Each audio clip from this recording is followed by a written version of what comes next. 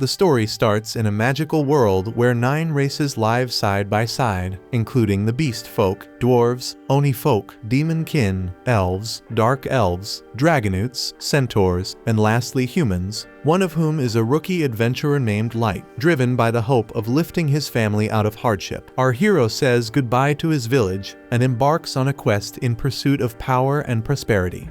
When he finally reaches the Grand City, he's hit with the harsh reality of discrimination as people sneer at him just for being human. Still determined, he walks into the guild to register as an adventurer, and is assigned an F rank since it's his first day. The receptionist asks if he has a special skill, and Light's face lights up as he proudly says yes. It's something called unlimited gacha. Curious, the girl asks him to explain it since she's never heard of such a thing before, but Light insists it'll be easier to show her in action. He pulls out his gacha device and presses it, creating a card right before her eyes. Beaming with pride, Light explains that whatever's on the card can be summoned, but his excitement dies fast when he realizes the first card's just a damn bent fork. Embarrassed, he laughs it off, saying it's just a failure, and tries again. But instead of something useful, out pops even more worthless crap, like a rotten apple and a piece of moldy bread. He insists it doesn't usually suck this bad, but she's already over it and just hands him his F rank card without another word. Still fired up, Light rushes to take his first quest. The receptionist points him toward the bulletin board, but the problem is that he can't read. In this world, that's not unusual since most humans barely know their letters. Thankfully, she helps him out and picks a few beginner jobs for him. They're all low paying, but Light doesn't care, because he's ready to work his ass off, and by the end of the day, he's completely drained. He's done several jobs back to back, and all that effort barely got him enough for a single night at an inn. Still, he tries to stay positive, saying that if his gacha can spit out something edible, he'll manage just fine. Then out of nowhere, a group of beastfolk thugs bump into him and start yelling like it's his fault for dirtying their clothes. Before he can explain, they snatch every coin he has, claiming it'll cover the laundry bill. Light pleads for them to give it back because without it, he won't even have a bed for the night, but they don't give a shit. One of them kicks him to the ground, telling him to go sleep in a pigsty, and they walk off laughing. The people around don't even lift a finger to help. Instead, they sneer and call him nothing more than worthless human garbage. Right then, a young woman lifts him up, yet Light notices she's an elf, and he's taken aback. He frantically apologizes for making contact with her, but the woman reassures Light that she will not harm him.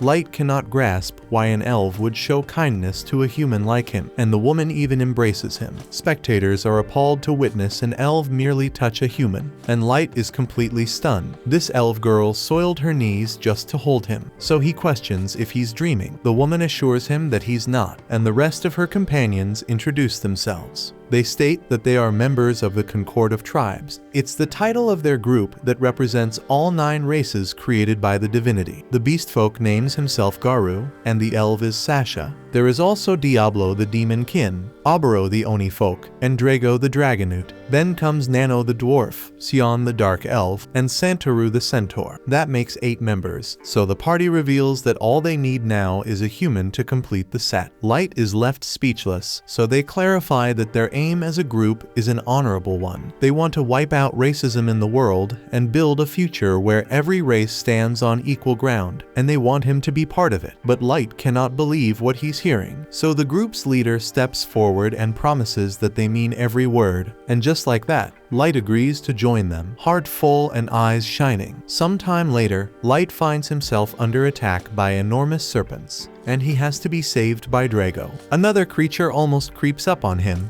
but Sasha is there to kill it. She cautions Light to be more cautious and reminds him that they're in the largest and harshest dungeon in the world, called the Abyss. If anything strikes him here, he will bite the dust immediately. Light apologizes, so Sasha explains that she's simply worried about him, and she examines him to ensure he isn't hurt. They've been traveling together for a while now, and the rest of the group starts teasing Sasha, calling her out for always babying him. They joke that she just can't help herself, that the second she's near Light, her face turns red and all her tough talk melts away. Sasha tries to say that she only does not want their group's reputation damaged by losing a member, but the others are not convinced. Light is feeling quite useless at this point, but Drago tells him not to be concerned. He says says that he enjoys the tea that Light prepares for them, so he's already contributing enough. Light feels relieved hearing this, and the group continues their journey through the abyss. They reach an area with only a single way out, and Drago decides that this is the ideal place. Light thinks that it must be time for a rest, so he cheerfully tells everyone that he will prepare his well-known tea for them to enjoy. He says that it will just take a moment, but Drago immediately cuts him off and announces that Light is expelled from the party. Light cannot speak, so Drago repeats himself. Light remains completely confused, so Goru simply tells him that he's being thrown out of the group. Everyone's attitude has completely shifted as they all become harsh, and Goru says that he's worthless to them now. Even Sasha calls him a foolish child and says that he always irritated her. They even wonder aloud if his incompetence comes from a lack of brain cells or if it's simply a human trait. They all drop their act and reveal that they despise human trash like him. Light desperately hopes that it's a joke, but they tell him that they didn't come all the way into the abyss for some prank.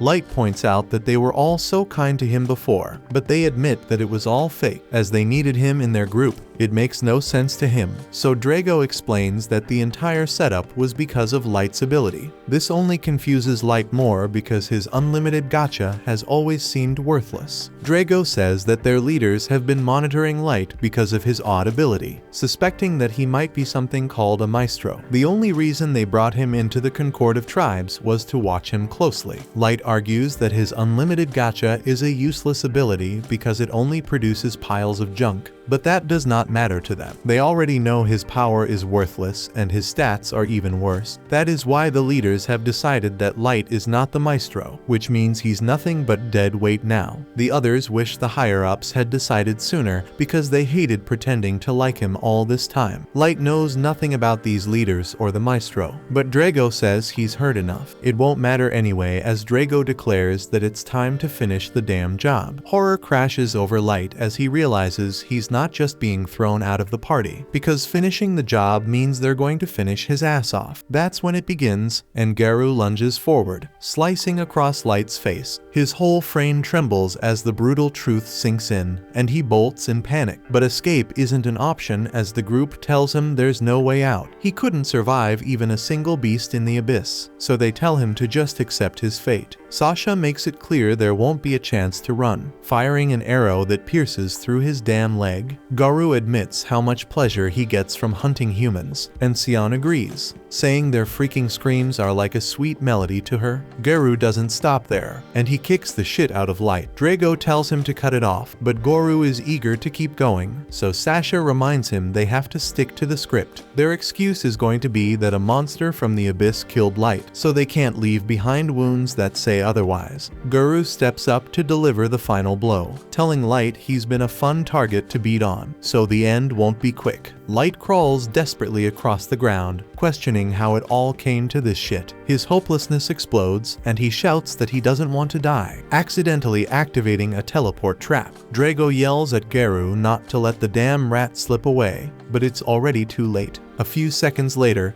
Light finds himself elsewhere in the dungeon, but the change in scenery brings no comfort. His injuries are severe, and he knows the moment one of the creatures here finds him, he's done. All he can think about is his family, wondering what led to this. The others had treated him kindly, and he thought they were becoming like comrades after everything they'd shared. But reality is cruel, and the friendship was fake, and they took joy in breaking him. They were thrilled at the thought of watching him die, and they planned to do it with smirks on their faces.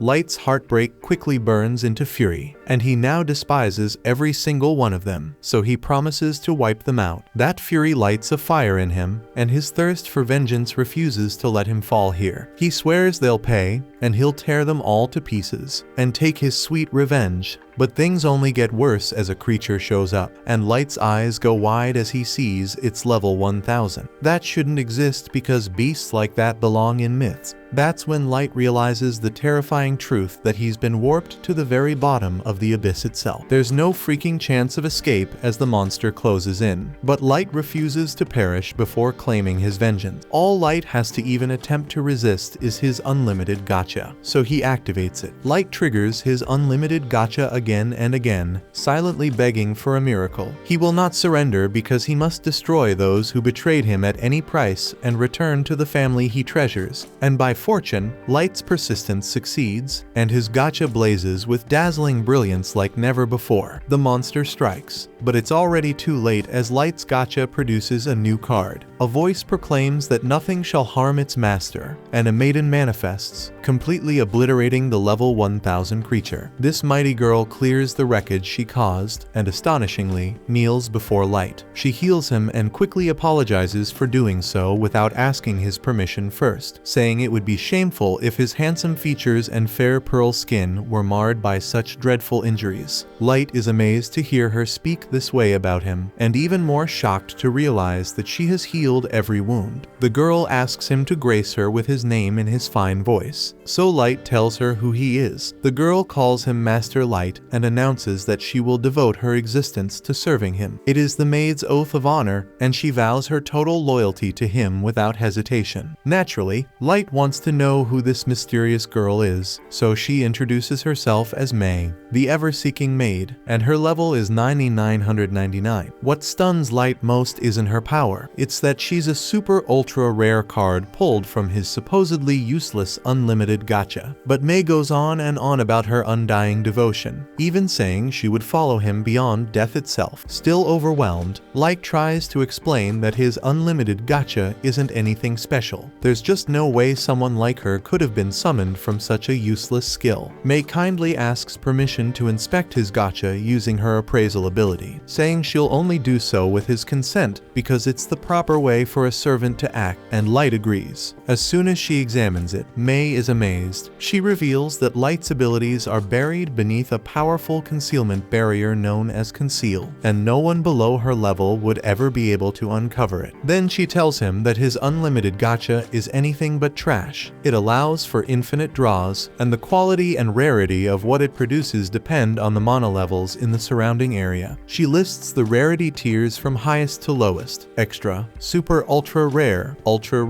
triple is rare, double S rare, rare, normal, and at the bottom, error. Light doesn't fully understand the part about mana, so May breaks it down for him. She explains that mana is an invisible force that flows through everything in the world, but its concentration is weakest near the surface, which means the odds of pulling a super ultra rare like May up there are practically non-existent. But things are different down in this place. Right now, they're in the very depths of the dungeon, and the mana here is thick in the air. That means Light's chances of drawing rare cards improve dramatically at this depth. May has no idea what led him here, but she praises his courage for venturing this far below just to unlock the full strength of his unlimited gacha. Light, however, refuses to pretend he's some kind of hero. He admits that he would have never made it this far on his own. He explains how his old allies turned on him, how they slashed him, beat the shit out of him, pierced him with an arrow, and left him for dead. As he speaks, the memories overwhelm him. Tears come, but so does the rage, and he swears that he won't rest until every single one of them pays the price. Without warning, May gently wraps her arms around him and apologizes for the torment he's endured. She assures him that now that he has her at his side, serving justice to those traitors will be effortless. She then begs Light to give her the order to hunt down the treacherous ones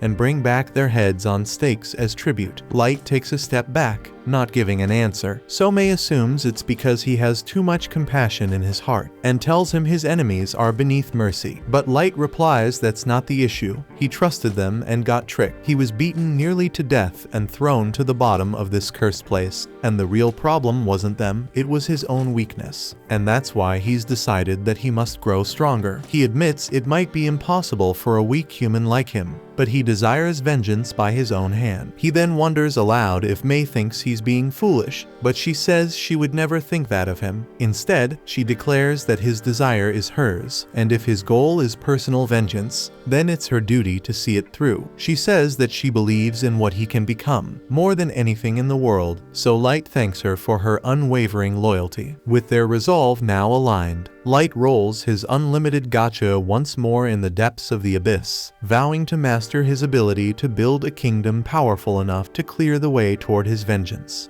After 3 years, we see that Light has built a massive empire right in the depths of the abyss. Surrounded by his loyal maids, he stands at the center, his calm voice filled with praise as he tells them they've done excellent work once again. In perfect harmony, they bow and express their gratitude toward their adored Master Light. Every one of them seems completely captivated by him, whispering that being near him feels like the luckiest thing that's ever happened in their lives. One overly devoted maid even gushes that she'd give anything just to sniff his feet. Their obsession quickly grows absurd, and May, visibly irritated, requests permission to put them back in line. But Light just waves it off with an easy smile, saying there's no need because they're just showing loyalty in their own way, and allows it to pass.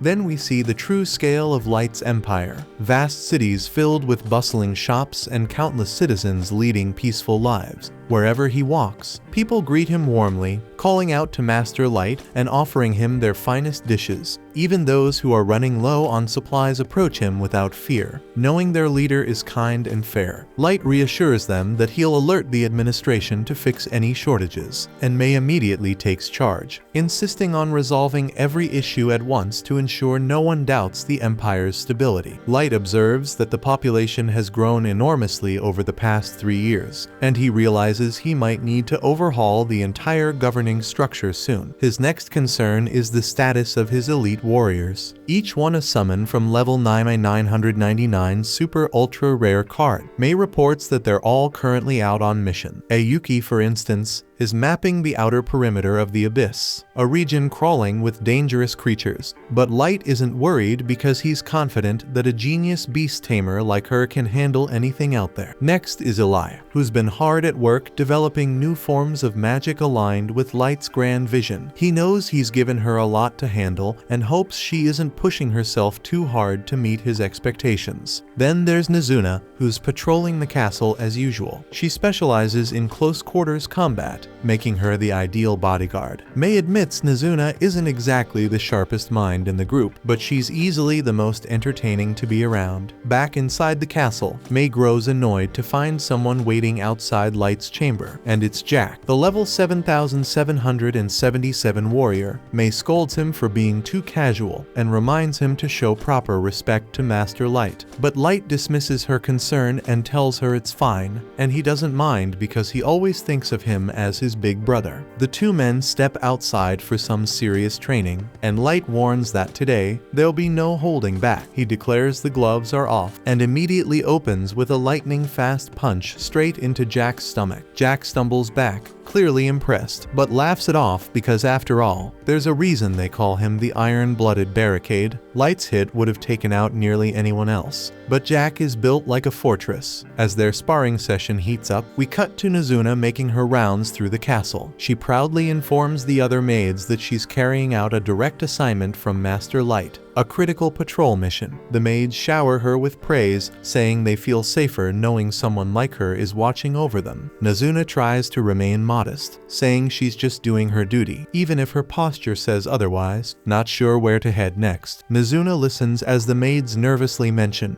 a certain restricted zone they'd like her to check out. Turns out that area is none other than Light's bedroom, leaving May puzzled about why Nazuna's knocking there. Nazuna says she's simply planning to inspect the room, but May calmly tells her that Light's quarters are already tightly secured. But Nazuna hits back by pointing out that Light isn't even home right now, and more suspiciously, wonders what May is doing inside. May quickly claims she's just keeping busy, as all diligent maids should be, but Nazuna shrugs and lets herself in. Once inside, Nazuna begins to observe the surroundings. Something seems off. The bed is clearly ruffled, as if someone had been flopping around on it. Even stranger, there are impressions on the pillows like someone was lying down, kicking their legs, and sniffing. May doesn't flinch and calmly says this is part of her specialized bed-making technique. She claims it's a top-secret method, not to be shared. Nazuna, completely convinced, gasps in admiration. She praises May's incredible skills and says she truly deserves her position as Light's first ever summon. But Nazuna didn't come empty-handed. She also delivers a message from the other maids. They're fed up with May monopolizing access to Light's room. The note says the maids demand fair cleaning rights, and that a formal petition has already been launched to remove May as head maid. They accuse her of tyranny and sign off the letter with a sharp "get wrecked." Nazuna offers to help however she can,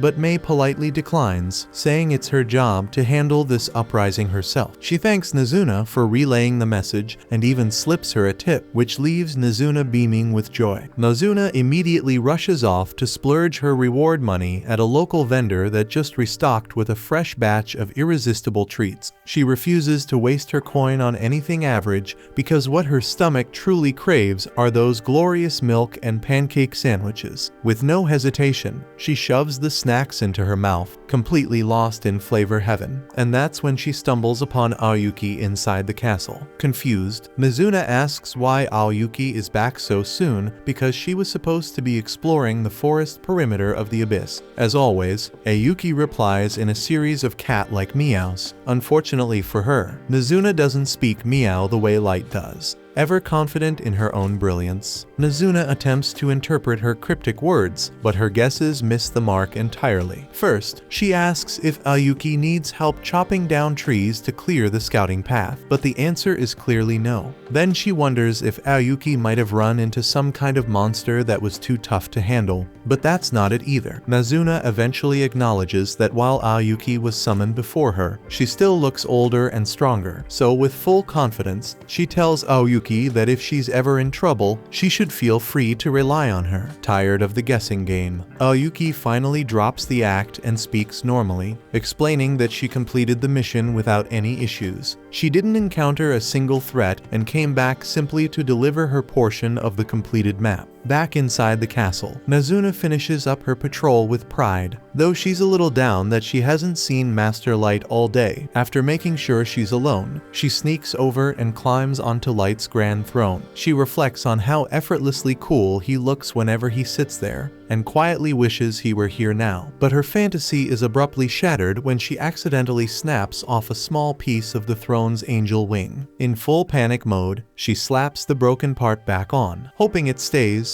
then bolts from the room in a full sprint. Meanwhile, out near the training grounds, Light and Jack are still exchanging blows, but eventually agree to wrap up for the day. While catching their breath, Jack comments that Light has practically mastered the art of turning his entire body into a weapon. But Light, as humble as ever, credits Jack for being a great teacher. The intense sessions have transformed Light into a powerhouse, and Jack admits that there are only a handful of beings in the Abyss that could even stand a chance against him now. The Abyss is home to the most fearsome creatures on the planet, meaning that if so few can rival Light down here, even fewer can challenge him on the surface. But Jack isn't saying this to brag. He's reminding Light of an important truth: stronger foes still exist out there. Light takes the warning to heart, and he knows the surface world is full of unknown dangers, and he vows never to grow complacent. He'll survive no matter what it takes because his mission for vengeance still isn't over. In another room, Mei gathers the maids for a meeting,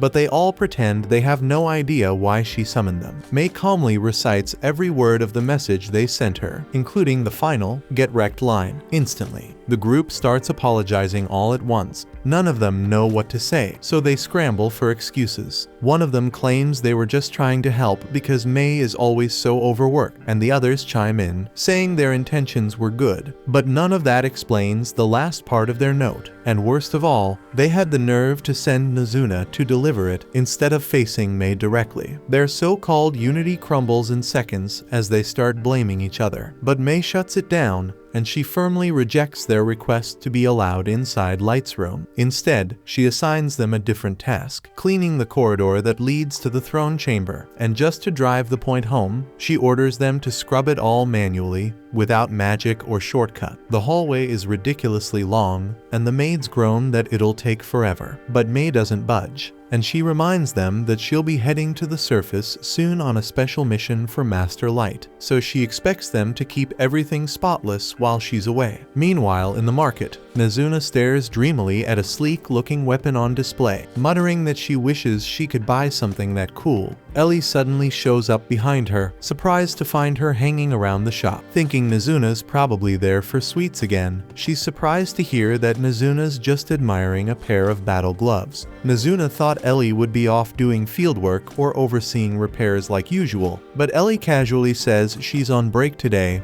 and everything's running so smoothly. She actually has free time for once. Ellie suspects Nezuna's even more scatterbrained than usual, but Nezuna tries to prove her sharpness by proudly reciting multiplication facts, only to mess up right away. Ellie bursts out laughing, mocking her, and the two start bickering. Ellie smugly points out that Light trusts her with high-level tasks, crucial to his master plan for revenge, unlike Nezuna and her adorably tiny brain. Nezuna claps back, saying her patrols are important too, but Ellie waves it off as nothing special. Then Ellie reveals she just had tea with Light to discuss strategic matters. She taunts Nezuna, saying next time she might even reserve a private room for their meeting. Nezuna instantly gets jealous, not over the conversation, but the tea. She desperately wants to have tea with Light too. Ellie can't believe that's what upset her, but Nezuna just blinks confused, because she doesn't see what else there is to be jealous about. So Ellie says there's something even more jealousy-worthy, something that should really light a fire under her. But Nezuna misreads the moment entirely, and she assumes Ellie's talking about magic and immediately offers her support, thinking Ellie might be worried about not being able to fight without spells one day, and she promises to protect her if that ever happens. Left speechless, Ellie just sighs and says sure, she'll take her up on it. Nezuna skips off, happy as ever, ready to resume her patrol. Ellie watches her go, thinking to herself that there really is no one else quite like Nezuna. Elsewhere in the castle, the four maids gripe about how they ended up in trouble despite having what they believe was a perfectly valid complaint about their supervisor. The problem is that she is the supervisor, and May is practically untouchable, powerless to act against her. They all sulk, dreaming about how nice it would have been to be the ones cleaning Master Light's room. The conversation quickly derails as one of them says she'd bury her entire face in his bedsheets just to catch his scent. As usual, the girl who always takes things too far goes way over the edge, saying she wants to lick every utensil he's ever used. The others immediately call her a freaking freak, but after a moment of hesitation, they all sheepishly admit they'd probably do the same. Their thoughts wander to May's seniority because after all, she was the very first one Light summoned. It wasn't until 3 months later that Aoyuki appeared, and they can't stop imagining what might have happened between Light and May during that time, and their imaginations spiral out of control. Light is pure, innocent, and sometimes completely clueless, and the idea of a young boy and girl being alone together in a death trap of a dungeon makes them sick with envy. They feel so jealous. They wish they could channel that emotion into an actual curse to put on May. They try, but all freeze in horror when May suddenly appears behind them. They had all assumed she'd already left for her surface mission, but apparently not. May tells them she caught wind of them chanting die repeatedly and has come for an explanation. Instantly, the girls change their tone, pretending to be nothing but loyal underlings. But May isn't fooled in the slightest. Eventually, they confess, admitting their envy got the better of them. What they really resent is the fact that May got to spend so much one-on-one time with Light. May tells them she has no obligation to share what happened during those 3 months, but since she's feeling charitable, she'll humor them. She reveals that during that time, Light didn't spend a single moment doing anything remotely romantic or questionable. He buried himself in study, devouring every book he could find and practicing martial arts non-stop, because he was entirely consumed by his goal of growing stronger. As for all the depraved fantasies the maids cooked up, none of them came even remotely true. May admits that lately, she had been feeling like she might have been too strict, that maybe her leadership had been a little unreasonable. She was even considering lightening their workload. But now, after hearing what they were plotting, she realizes she was way too lenient. Not only will they be scrubbing the hallways by hand, but she's adding the throne room to their task list as well. The girls groan in despair, realizing that will take an eternity, but May coldly remarks that,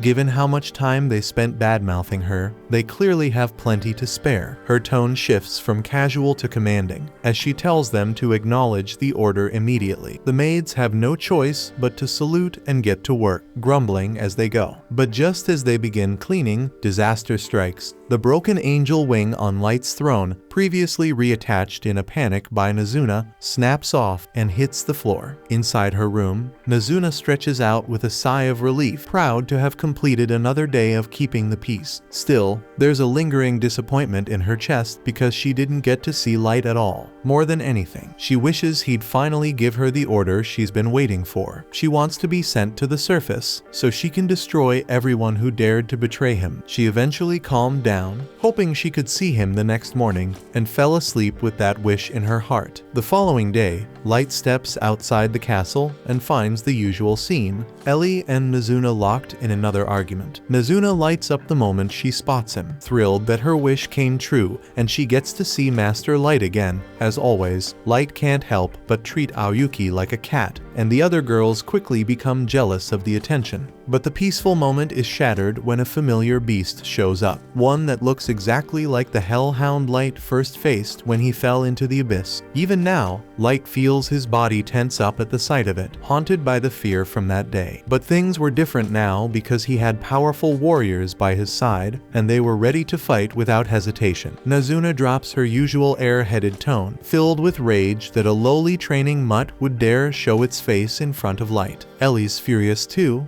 ready to punish the creature for its arrogance. Aoyuki is equally disgusted. Just the hound's presence is disturbing Light's peace, and she promises to wipe out their entire breed if needed. They make it clear that they're about to unleash the overwhelming force of their level 999 strength. But before they can make a move, Light gently steps in and tells them it's alright. His voice alone is enough to make them stop instantly. He reassures them that he's fine now. Surprisingly, Light even apologizes to the beast for scaring it. In the back of his mind, he knows that if he ever gave the word, his girls would wipe the hellhounds from existence. Then Light gets to the reason he gathered them. He informs them that May has returned, and her mission was a success, which means it's time. Their target has fallen right into the trap, and now they move to phase 2. The girls are a bit annoyed that May got to take the lead, but they're just as fired up knowing they're finally moving forward. Light turns and leads them forward, declaring that the first dish of his long-awaited revenge is finally ready to be served. Far away, in the City of Wolves, one of Light's targets, Garu, strolls through the streets. The people cheer for him like he's a hero, blissfully unaware that vengeance is already on its way. The villagers are obsessed with Garu, to the point where one of them even jokes that he should marry his sister. They heap praise on him non-stop, and Garu laps it up without shame. He soaks in the attention, strutting around like a celebrity and telling everyone to clear the way for a legend. Off to the side, a human digs through a pile of trash, and Garu can't stand the sight, so he calls the boy gutter scum, slams him into the ground, and spits right in his face. Like most beast folk, Garu holds nothing but contempt for humans, and he tells the boy to vanish and makes it clear he better never show up in front of him again. Later at a local tavern, he confidently claims the best seat and instructs his entourage to order anything they like, boasting that he's been earning handsomely. His companions heap praise on him, calling him a symbol of pride for all beast folk, even though he himself once clawed his way up from the filth of the slums. Now, he's a leader admired by many. With unfiltered arrogance, he tells them that becoming someone like him isn't something just anyone can do. He's mastered the art of influence, and since beast folk are naturally inclined to follow, all he needs to do is leverage that trait. Then life becomes royalty. According to him, the key to success lies in properly categorizing tasks, knowing which ones are worth the investment, and which consume too much effort for too little return in power or profit. One of the less intelligent beast folk brings up an old job Garu took 3 years ago involving the Concord of Tribes, asking whether it had been lucrative. Another companion scolds him for prying, but the wolf-like leader answers calmly, stating that the federation they worked for had bound them by oath, making it impossible to reveal any specific details. He recalls, however, that it was the easiest and most profitable mission he'd ever taken. Just eliminate one insignificant, worthless human boy. And now he's both wealthy and respected. Still, something about that portal nags at him. He never discovered where it led, though he highly doubts someone like Light could have possibly survived. What intrigues him more is the mysterious maestro that the Federation was so obsessed with locating. The thought alone sends a chill through him, warning that digging too deep into it might be dangerous. Before he can think further, his thoughts are interrupted by the sudden arrival of a stunning young woman revealed to be May, who politely asks if they can speak. She inquires whether he is Goru the beast folk leader, and he nods after casually sipping from his drink. Mei falsely claims to have served as the maid of Master Light, who she explains hails from an esteemed noble bloodline. Goru is stunned by this revelation and begins to wonder if he had kept Light alive. It would have been more profitable for him. Mei continues her deception, claiming that she has been searching for Light for the past 3 years, and that every clue she followed led her to this country, the very place where he was last seen traveling with a new party. Goru casually admits that he was indeed part of that group and confirms that Light had been among them. Mei's eyes glisten as she feigns sorrow, saying she heard rumors that Light perished inside the dungeons and was never seen again.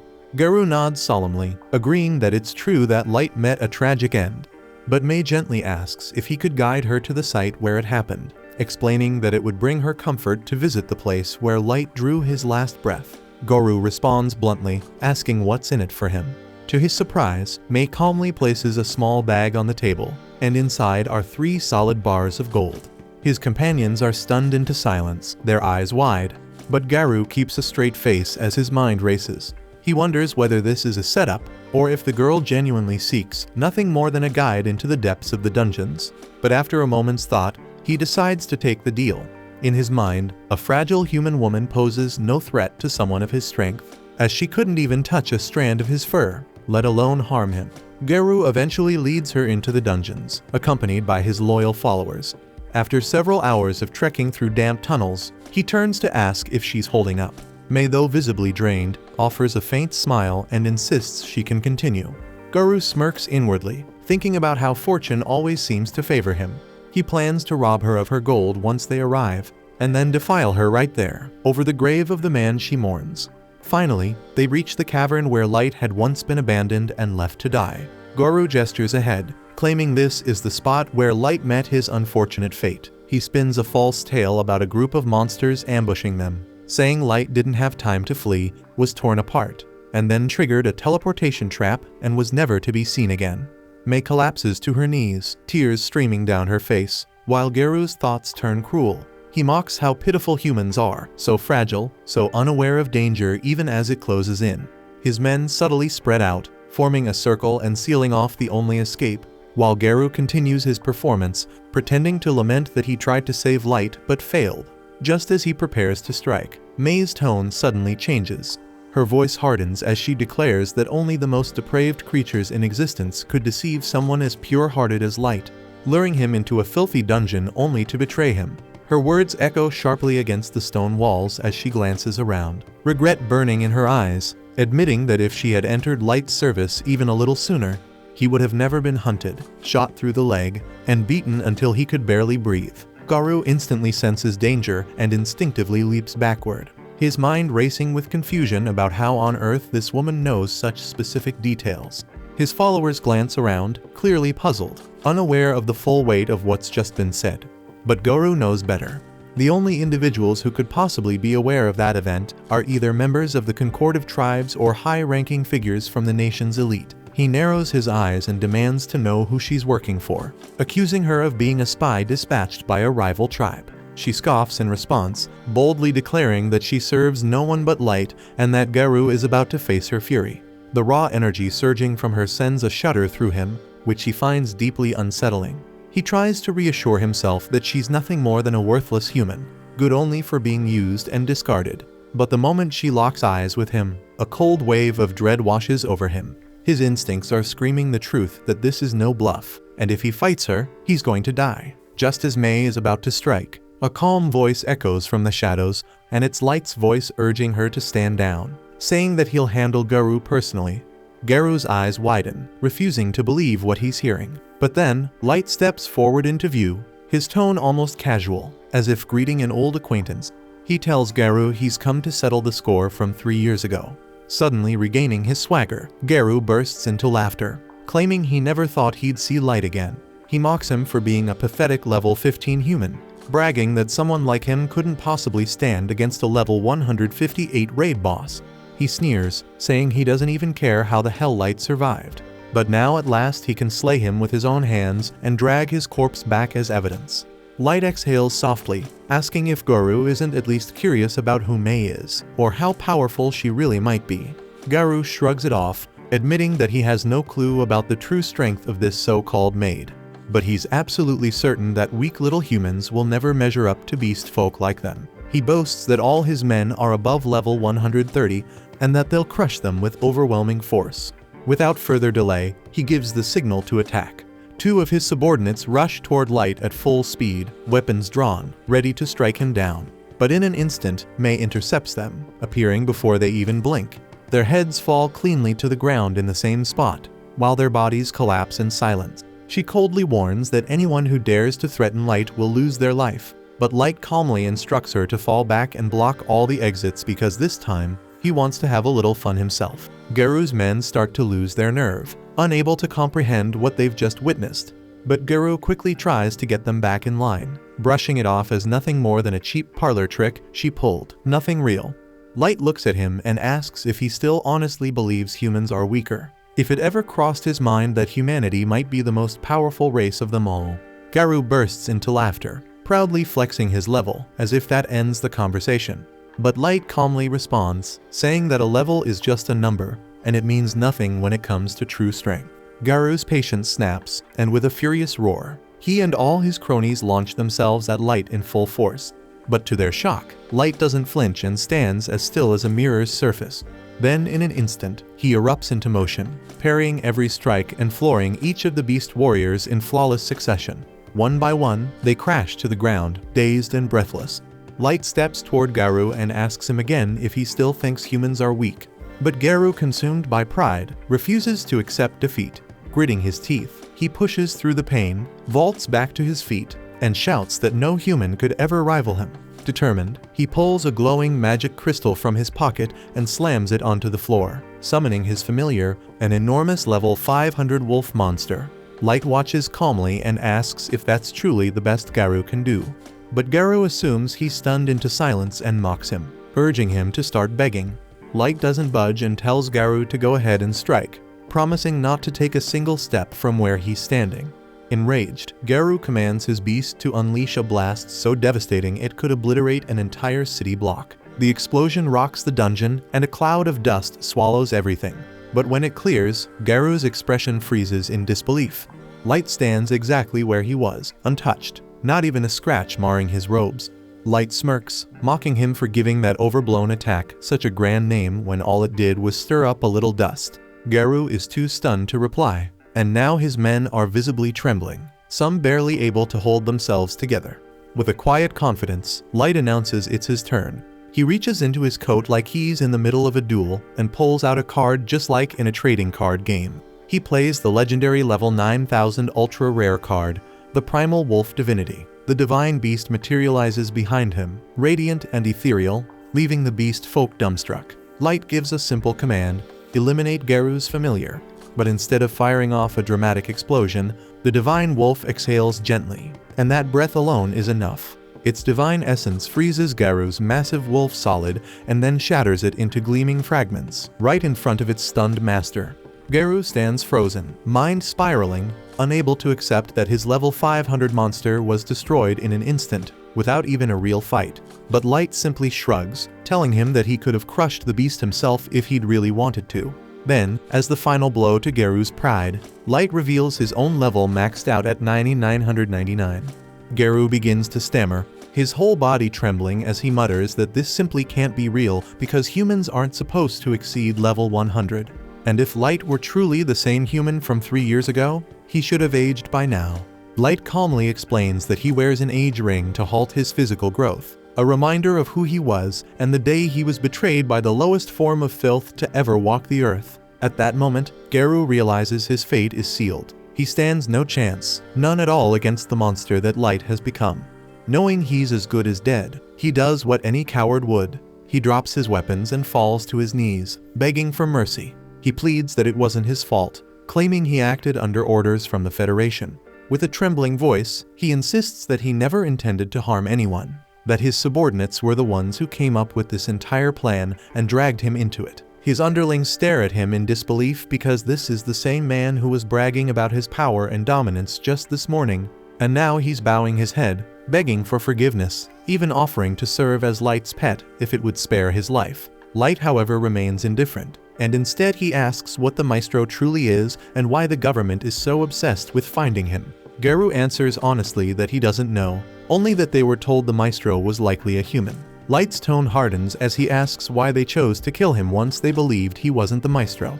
Garou quickly prostrates himself again, swearing that he has no idea, that they were simply following orders. Light's eyes shift toward the other beast folk, demanding to know if any of them possess real information. In a desperate bid to survive, they all start shouting that they do. But May's special eyes flare with power, exposing their lies. Without hesitation, she cuts them down where they stand, their blood splattering across the cavern floor. She coldly declares that anyone who dares to lie before Light will meet death by her hand. Light turns back to Garou and asks if he believes there's anyone strong enough to challenge him should he decide to wage war on the surface. Garou admits the truth that Light's power is beyond comprehension, enough to crush nations single-handedly. But he adds that if the nations unite and unleash the weapons they've been developing, even someone like Light might face difficulties, especially with only a maid by his side. Light smirks and tells him he wants to show him something. With a flick of his hand, he casts teleportation magic, transporting them straight to his own throne room. Garou's sanity nearly snaps the instant he arrives. His mind can't process what he's seeing, an army so vast and terrifying that the weakest among them is level 1500. While 4 maids stand at level 9 and 999. The rest range between 6,000 and 9,000, each radiating divine power. Garou can't speak, and a single tear slips down his cheek as the horrifying truth sinks in. Light could erase the entire planet in the blink of an eye. He isn't just powerful, he's a walking apocalypse. And Garou can only tremble as he wonders what will happen when that deity finally decides to go to war. The next morning, Light heads back to his hometown with the hope of reuniting with his family and bringing them back to his dungeon city. But when he arrived, that hope quickly turned to despair. Before him lay nothing but a wasteland of shattered ruins and decaying corpses. The village had been completely wiped out roughly 6 months earlier by unknown attackers, leaving no trace of life behind. Determined to at least give his loved ones a proper farewell, Light began sifting through the rubble, searching for any remains he could lay to rest. To his immense relief, none of the bodies matched those of his younger siblings, which gave him a faint spark of hope that they might still be alive somewhere. But his parents hadn't been so lucky. Gold, noticing the weight of the moment, asked if Light was holding up, acknowledging how difficult this must be to process, but Light assured him he would manage. Right now, their focus had to remain on the current mission, so he requested Gold and Nemamu to assist in gathering as much intelligence as possible. While it had become clear that their military strength was formidable enough to rival the world's major powers, rushing headfirst into conflict would be reckless. He wanted detailed information about the capabilities of each nation. Moreover, Light suspected that the destruction of his village was directly linked to rumors of him being a maestro, so he was determined to uncover what a maestro truly is, and why such a title would warrant so much bloodshed. And if it turned out that all this devastation was the result of a few power-hungry elites chasing influence, then he vowed to reduce the world to ashes and personally force the culprits to swallow the aftermath. Gold sympathized with Light's anger but cautioned him to control his fury in public. The aura he was emitting could easily kill an ordinary person on the spot. Light apologized for his lack of restraint and equipped an item called the Fool's Mask to suppress his energy and conceal his identity. After paying his final respects at his parents' graves and quietly apologizing for not being able to protect them, he and Gold and Nemamu took off, heading toward the city of Dagas. Along the way, Nemamu, curious and slightly unsure, asked what Light intended to do once they arrived. Before Light could answer, Gold advised her to be mindful of how she addresses their lord while they're on the surface, and Light explained that using his real name could alert those affiliated with Concord. So for the time being, he would go by the alias Dark during their mission, and Nemamu nodded in understanding. As for his plans in Dagas, Light informed her that he intended to register as an adventurer under the name Dark, and by rising through the ranks, he hoped to gradually gain access to valuable information from the upper circles within the guild. After a short while, Nemamu spots the city of Dagas on the horizon. Since flying straight in would attract unnecessary attention, Light recommends landing in the forest and making the rest of the journey on foot. Still, with Gold's dazzling suit of armor, they're bound to stand out regardless. As the trio makes their way through the woods, they stumble upon a troubling scene. A human merchant being ambushed by a group of dwarven bandits. although they would have preferred to stay unnoticed until reaching the city. Gold's armor includes embedded sparkle effects that catch the light, and unfortunately the attention of the thieves. The dwarves then decide to try their luck robbing him as well, which ends poorly for them, as they are left tied up and humiliated in the middle of the trail. The grateful merchant and his son, overwhelmed with relief, offer Light and his companions a ride to the city as thanks for their timely rescue. During the trip, the boy can't stop talking about how incredible Gold was in battle, admitting he'd never seen anyone take down dwarves with such ease. His father guesses they must be a well-known team of adventurers, but Light clarifies that they haven't even registered yet. Surprised by the response, the man tells them that if they are serious about becoming adventurers, Doggas is the ideal place to do it. The city boasts one of the largest guilds in the region and sits at the border between the elf, dwarf, and human territories. With a solid population of humans residing there, it's considered one of the more welcoming cities for their kind. He even mentions owning a successful human-run hotel and invites them to stay there if they need lodging. Not long after, they reach the outskirts of Doggas. Light asks Colonel to drop them off at the city gates, as they prefer to walk the rest of the way on foot. For Gold and Nimamu, this is their first time setting foot in a surface city, and they quickly take note of the many storefronts selling armor and weaponry. Light explains that it's no surprise because this place is filled with adventurers, and with the nearby dwarf kingdom known for its blacksmithing prowess, it's only natural that their goods are sold here in abundance. When the group finally arrives at the guild hall, Nimamu observes that humans tend to scatter and avoid eye contact whenever someone from another race passes by. Light interprets this behavior as evidence that humans aren't exactly treated with respect in this city either, even if that discrimination isn't openly acknowledged.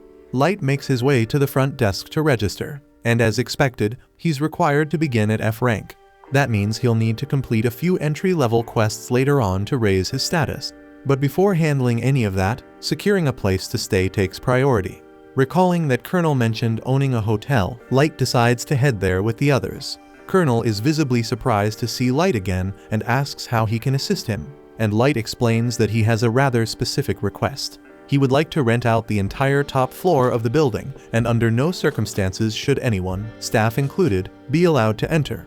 To seal the deal, Light drops a heavy bag of gold coins onto the counter. Colonel is left utterly speechless, unsure how to respond. Light offers to pay even more if needed, but Colonel quickly assures him that this is already 10 times more than necessary. He also says he can't accept such an extravagant sum from the man who saved his life earlier. However, Light remains firm in his decision, and eventually Colonel accepts the generous offer and promises to prepare the rooms immediately. Not long after, Light and the group head upstairs.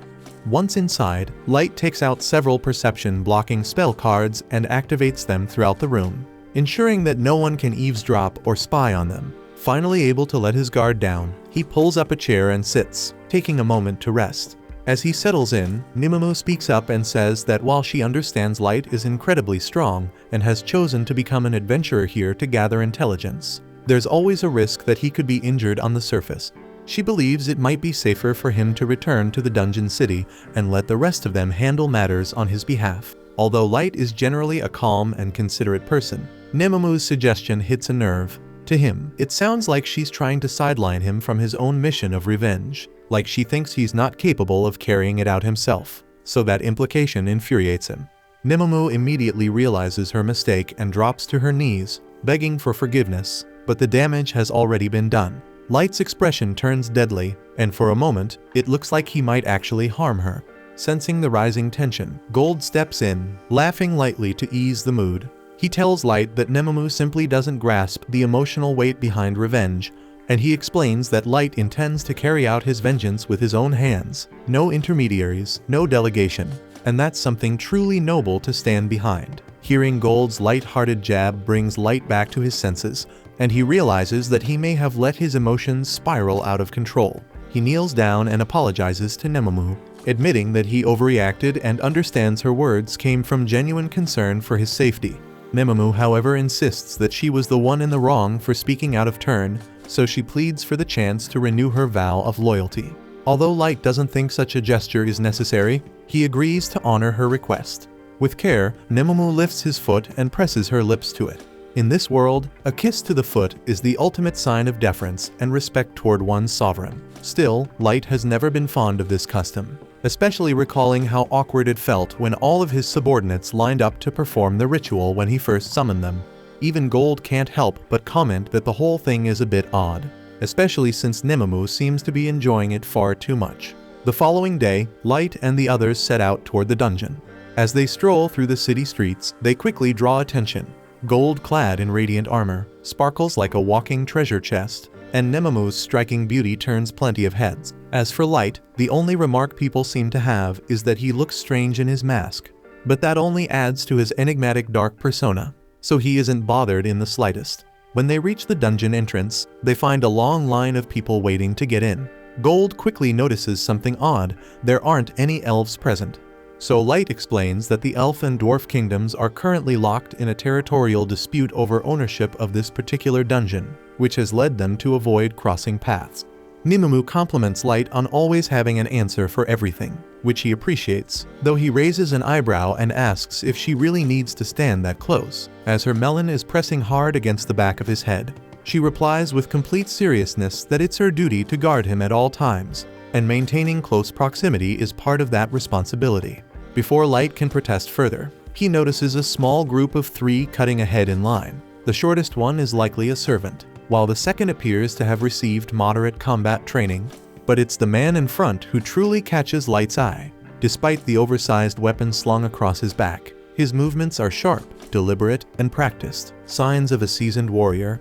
The surrounding humans hesitate to confront him, likely afraid of provoking a deadly response. But Light has no such fear. Stepping forward, he calls out the elf for his rudeness, stating plainly that cutting in line is unacceptable. The elf immediately bristles with rage when he realizes a human had the audacity to speak to him. He reaches for his sword, clearly ready to escalate the situation, but the elder accompanying him quietly advises that it's not worth causing a scene over something so trivial.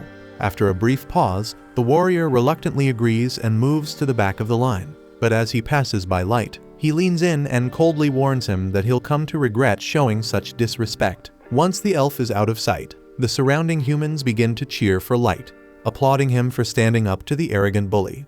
The kids from earlier even return to personally thank him. Having finally mustered the courage to approach, Light tells them there's no need to thank him because he simply acted out of self-interest. But the children remain sincerely grateful nonetheless. Right then, one of the kids curiously asks Gold if his armor is really made of actual gold, since everyone nearby has been wondering the same thing.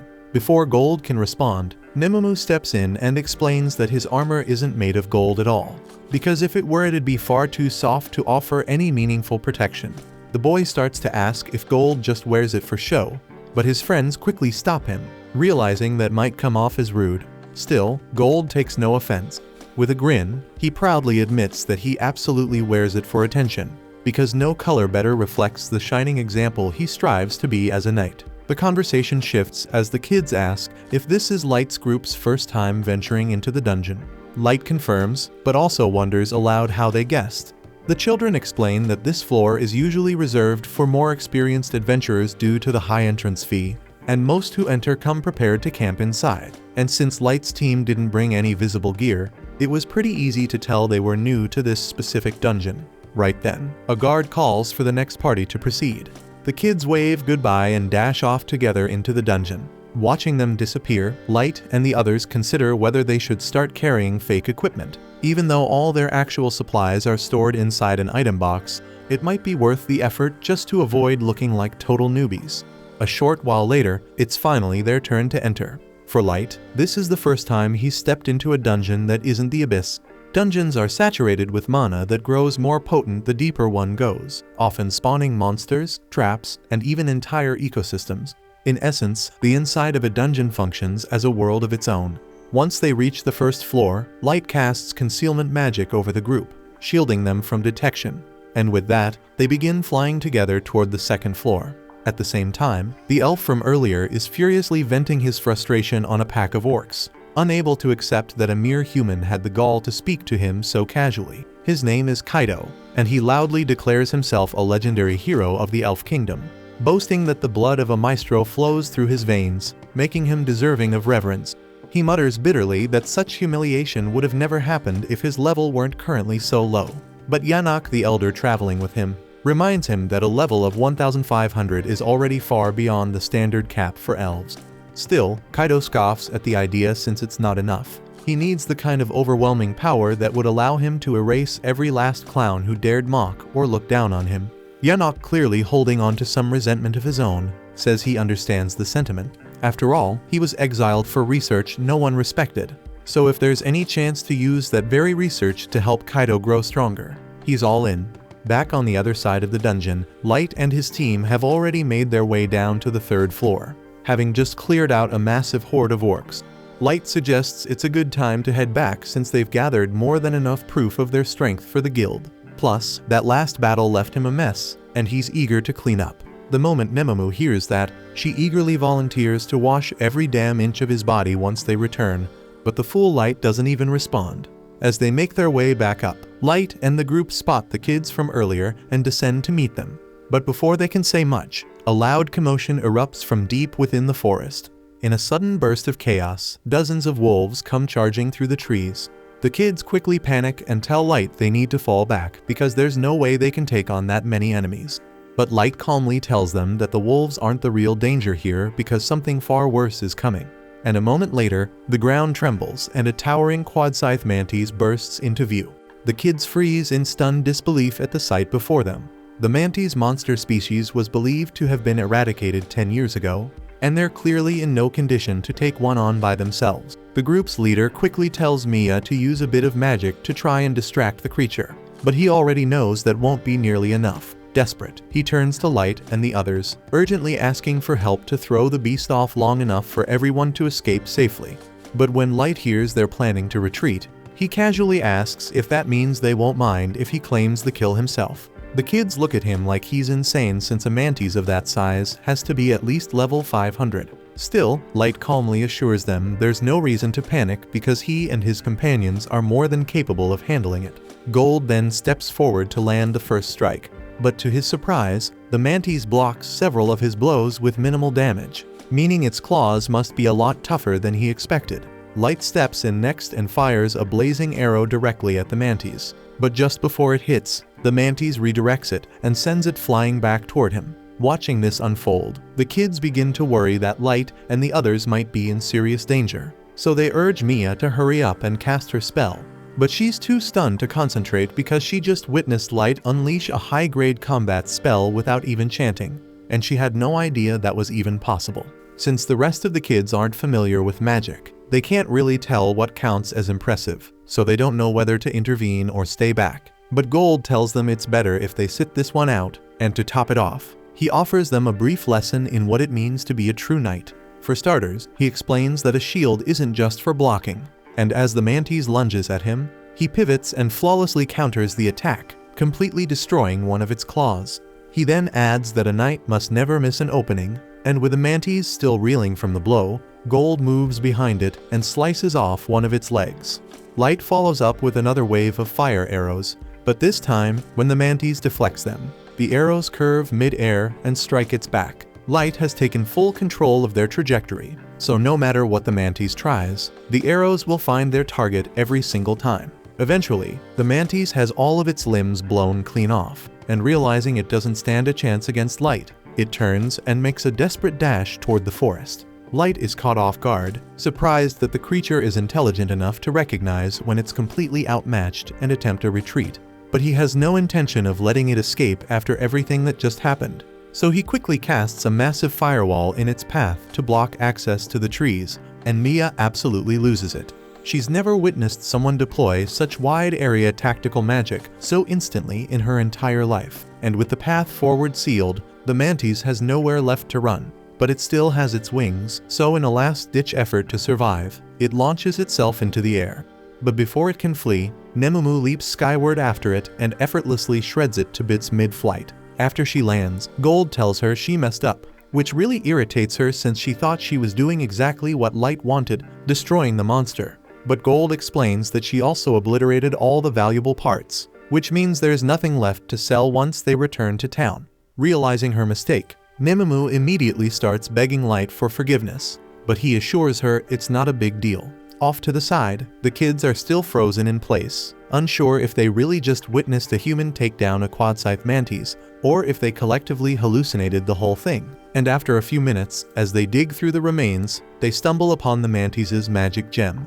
Miraculously, it's still intact, meaning Light can use it as proof of his achievement. But just before he departs, one of the kids approaches him and asks if he's part of a famous adventure party or something, because there's no way someone that powerful is just a rookie. But Light calmly replies that he and his friends are indeed ranked F, leaving the kids even more confused than before. With the battle now over, Mia conjures a ball of water using her magic and offers it to Light so he can rinse off all the mantis' goo. He's genuinely touched that she would use her precious mana for his sake, but she insists it's the least she can do. Since the sun is starting to set, the leader invites Light and the others to camp with them for the night. Not just because it's dangerous to travel in the dark, but also because Mia is dying to chat about magic with Light. And since there's no real downside to staying, Light agrees. Then, while the group is gathered around sharing a meal, Mia starts bombarding Light with all kinds of questions about his past. But since he obviously can't reveal his real background or future goals, he improvises a story and claims that both of his parents were exceptional mages, which explains why he's able to cast spells without needing incantations. That explanation seems to satisfy Mia, but her brother still doesn't get what's so impressive about it. Hearing him say that, Mia launches into a passionate rant about how insane Light's magic really was. She explains that there are 3 primary classifications of magic. First, there's combat class magic, typically used against individual enemies. Then there's tactical class magic, which can affect a broad area, like the firewall Light cast earlier. And finally, there's strategic class magic, capable of impacting the world on a much larger, even global scale. That includes cataclysmic spells like triggering earthquakes or calling down meteor strikes, which usually require a team of elite mages to pool their mana and recite lengthy incantations in unison to even attempt. While other races can cast powerful magic with relative ease, it's extremely rare for humans to reach that level. That's why Mia was so stunned to see someone like Light pull off a spell of that caliber so effortlessly.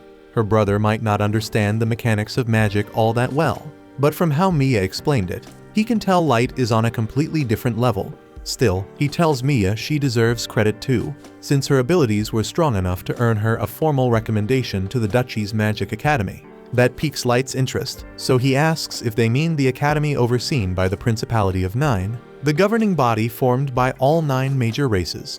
Mia confirms that's the one, and Gold adds that being recognized by the Principality is no small feat, which makes it clear she's a highly capable mage. Her brother agrees, but says their circumstances made things difficult.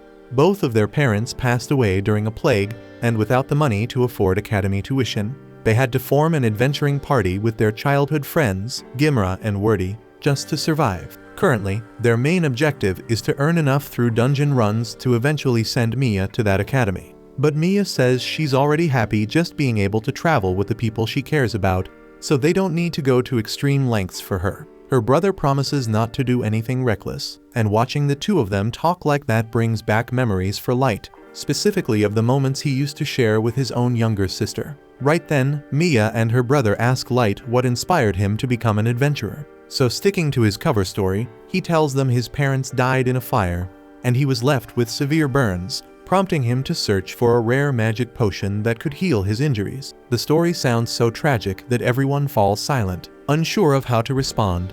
Sensing the awkward tension, Gimra decides to break it by abruptly asking if Gold and Nimumu are a couple. Nimumu immediately bristles and snaps that she would never, under any circumstances, date someone like Gold. Gold, on the other hand, remains composed and casually replies that he has no interest in dating a woman as immature as Nimumu. While those two go back and forth in their usual bickering, somewhere deeper in the dungeon, Kaito is busy slaying orcs to collect the necessary biological samples Yanok needs for his next experiment, an attempt to bypass the level caps placed on every race. Now that they've gathered enough magical material, Yanok says the only thing left is a human test subject, and Kaito already knows exactly who he wants for that role. Time passes, and Light stops by the guild to exchange his most recent batch of magic stones. A crowd quickly gathers around him, amazed by the sheer volume of gems he managed to bring back. Ever since Light and his team took down the quadscythe mantis, their reputation in the city has skyrocketed, and people have started referring to their group as Black Motley. Even the receptionists, who used to ignore them, have begun treating them with far more respect, and Light is genuinely pleased by all the attention, since that kind of recognition was part of his goal from the beginning. As he and the team are walking toward the dungeon, a man suddenly calls out to him from the road. Nemomu instantly goes on guard, but the man quickly assures them he means no harm. He introduces himself as Suvalin, and the guy next to him is Gilbert. They explain that they heard Light's party not only defeated a Quadscythe Mantis, but also made it to the 5th floor of the dungeon. And when they spotted him passing by, they just had to say something.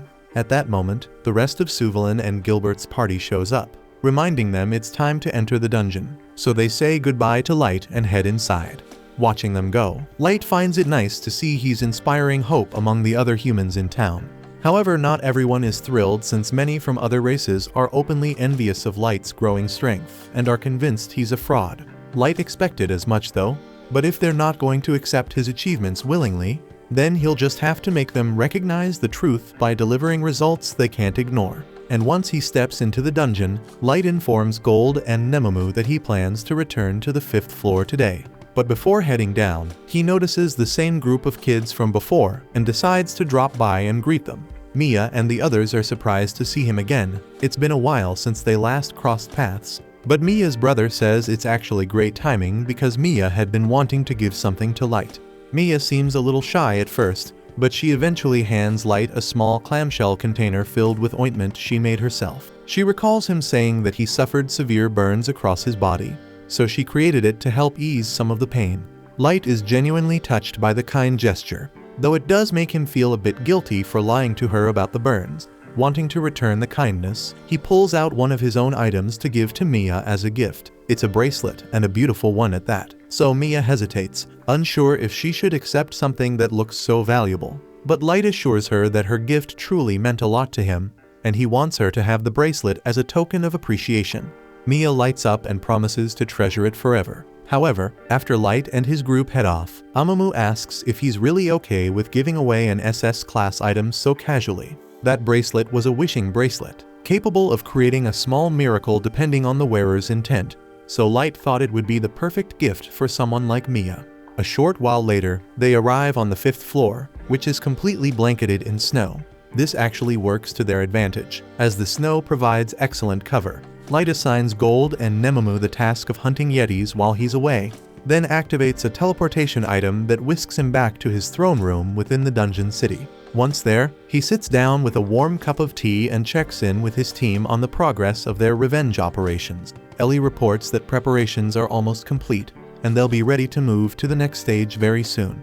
Light is pleased with the update and tells Ellie she's free to use whatever resources she needs to keep things running smoothly. In the meantime, he asks Mei to continue overseeing matters in the Abyss and instructs Aoyuki to remain focused on scouting through the ancient forest. Right then, Mizuna asks if there's anything he'd like her to handle in the meantime. Light isn't quite sure how to respond, since Mizuna's only real strength lies in monster combat, so she's not exactly useful outside of that. Still, not wanting her to feel left out, he tells her to remain on standby and protect the city in case a dangerous enemy shows up. That's more than enough for her, so she proudly declares that no one will get past her while she's on watch. Light smiles to himself, looking forward to the day his plan finally unfolds, and he wants to relish every second of the look of pure misery on Sasha's face when he stands in front of her. Elsewhere in the dungeon, Gilbert and Suvalin had made camp and were standing watch while their party members rested. At one point, Suvalin needed to relieve himself, so he stepped briefly into the woods. But when he returned, what he saw was horrifying. Gilbert's severed head lay on the ground, with Kaido standing calmly over the corpse. Their two sleeping companions had already been silently executed, and Kaido makes it clear this massacre isn't personal. It's fueled entirely by his deep-rooted hatred for the human race.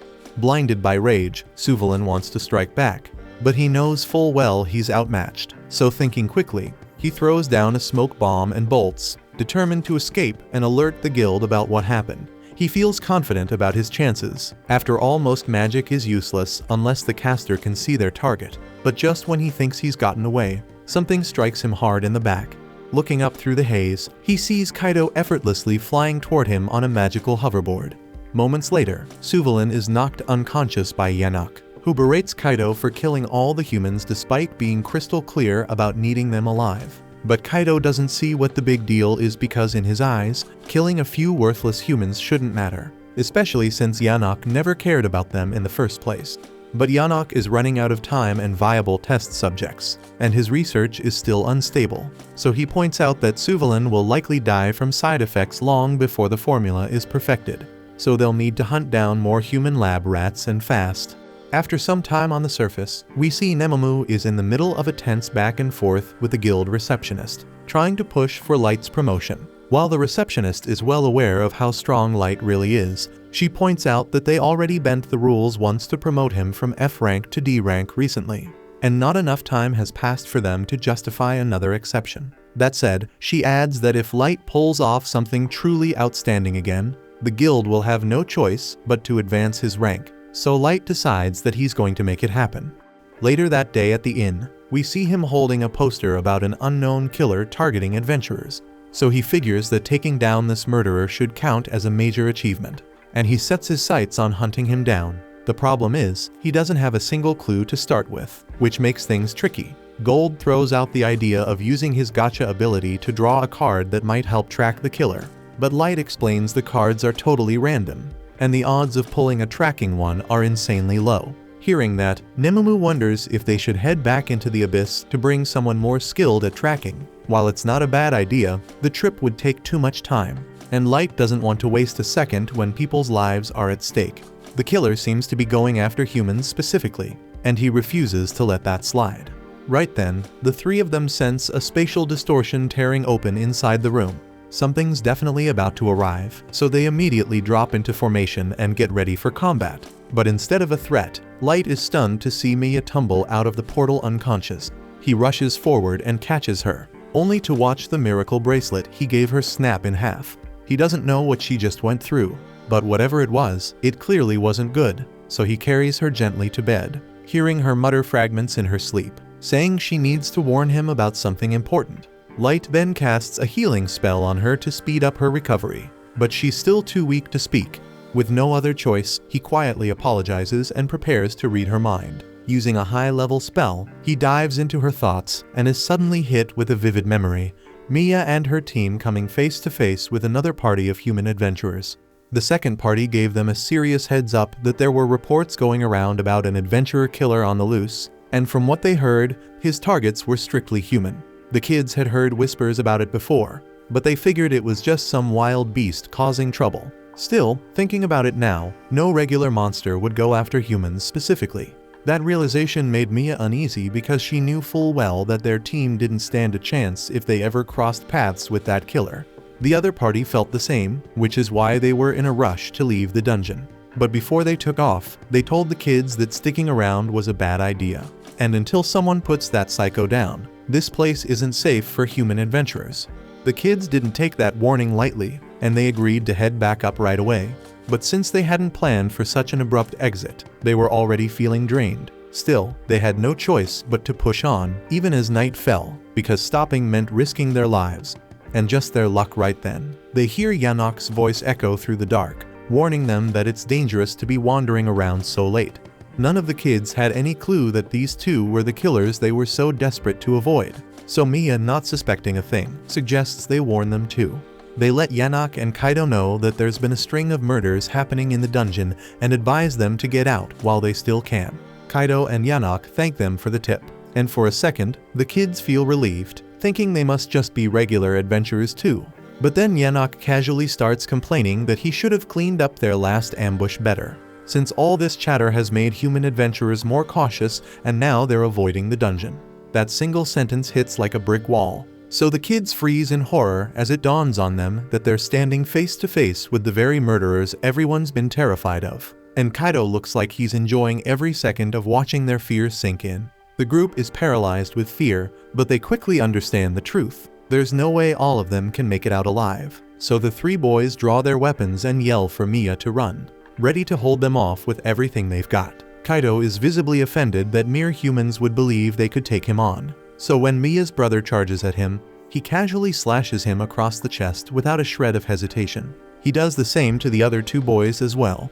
They're not dead yet, but their injuries are so devastating that they're barely hanging on. Still, they force themselves upright again and shout at Miya to run, choosing to throw themselves at Kaido one last time. Their persistence only angers Kaido further, so he decides he's done playing around and goes in for the kill. Yanok shouts at him, furious that Kaido just ruined his chance to use the boys as test subjects. But Kaido snaps back, saying he's not about to let anyone who dared to disrespect him live, because fighting back like that, trying to protect someone, it's revolting. And he adds that Yanok can still perform his experiments if even one or two of them survive. Yanok admits that a magician does make for a valuable research subject, but he argues that those two boys could have been equally useful, so Kaido swears he won't kill any more lab rats from here on. Still, before Yanok starts working on Miya, Kaido wants to teach her how to crack a watermelon, because he's got needs that need satisfying. Yanok refuses to take part in that grotesque act, so he just tells Kaido not to kill Miya and turns away in disgust. Miya is shaking in terror as Kaido looms over her with sick intent. But before he can do anything, her brother miraculously staggers to his feet and screams at her to run. Yanok is astonished that the boy is still breathing with wounds like that, exactly the kind of resilience he needs in a subject. So he orders Kaido to make sure the boy is taken alive no matter what. The boy's body is nearly shutting down, but he doesn't care. All he's thinking about is giving Miya a chance to escape. He screams at her one more time to run, and even though she doesn't want to abandon him, she realizes this might be her only window. So with Kaido briefly distracted, she turns and sprints away. The moment Kaido notices she's escaping, he gets ready to chase after her, only to be intercepted by Elio's desperate attack. Elio doesn't stand a chance of hurting Kaido, but the move is enough to stall him and buy Miya a few extra seconds. Kaido is itching to finish off Miya's brother once and for all, but Yanok reminds him yet again that he needs the boy alive, so Kaido restrains himself from making a fatal move. While Elio staggered in place, his lips moved in a whisper, running through every strategy he could think of to buy Miya more time. His thoughts drifted back to a lesson he picked up from Gold during their first encounter.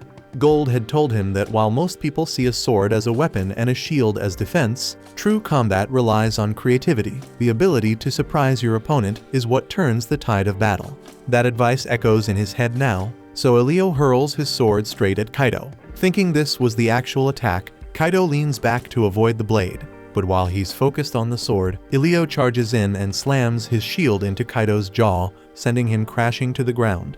That was all he had in him, but it landed, and Elio feels a flicker of pride. Even if this is the end, at least he got in one clean shot. Kaido, stunned and furious, can't process the fact that a human actually struck him. Enraged and humiliated, he ignores Yanok's command to keep Elio alive and fires a spear of light straight through his stomach with his sword. But somehow Elio doesn't die right away. But Kaido has no plans to end things quickly because he wants to make him suffer for daring to touch his precious face.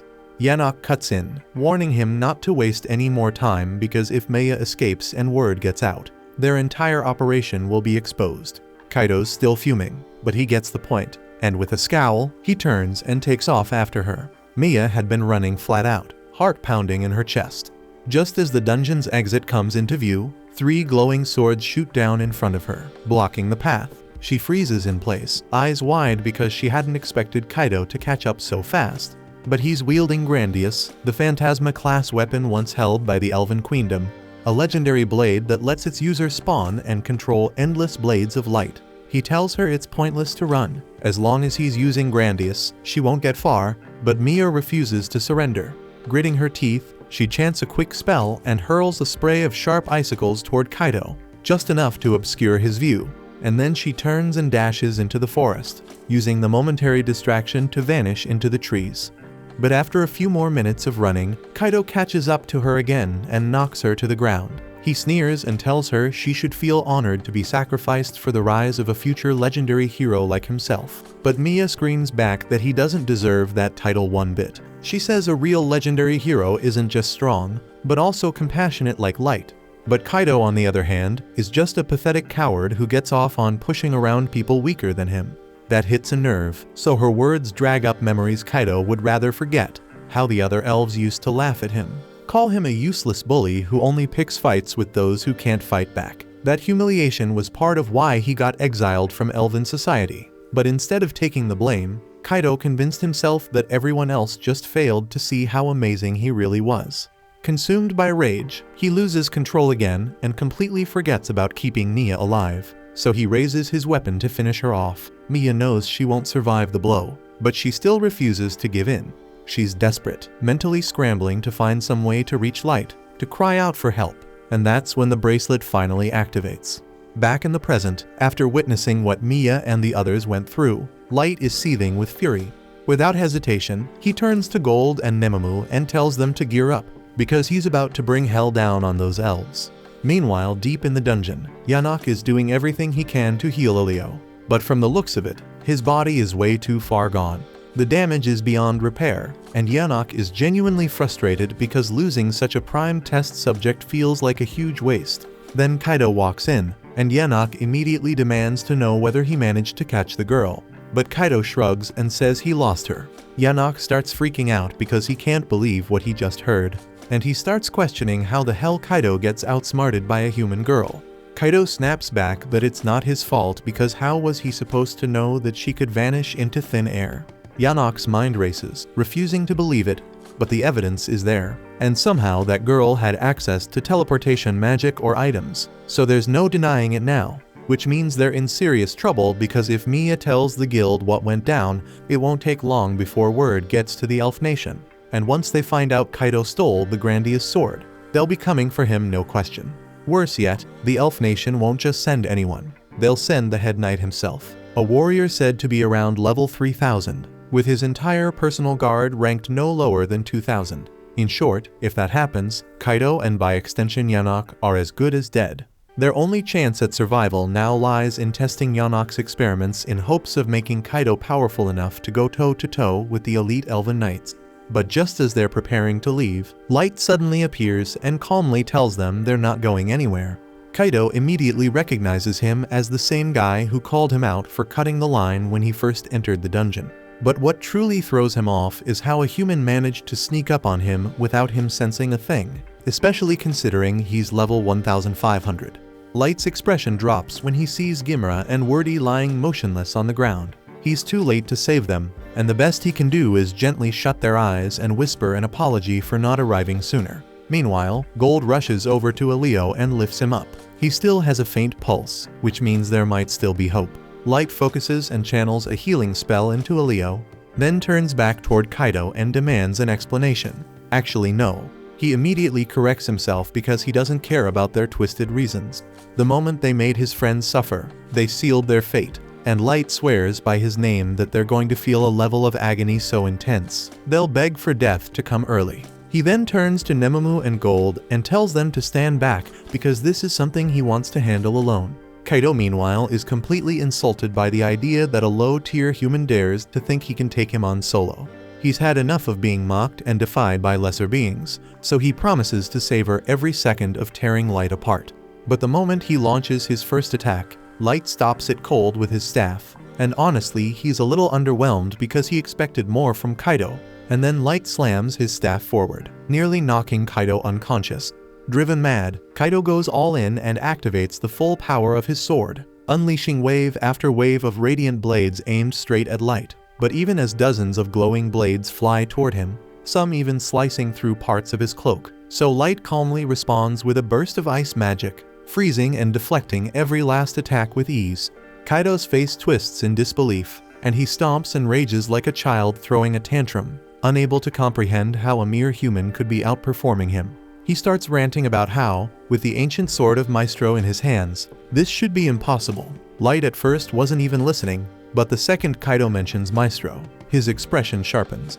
That's the exact kind of clue he's been searching for, so he presses Kaido, asking how he knows about the Maestros. So Kaido laughs and says of course he knows, because he was born with the blood of a Maestro in his veins.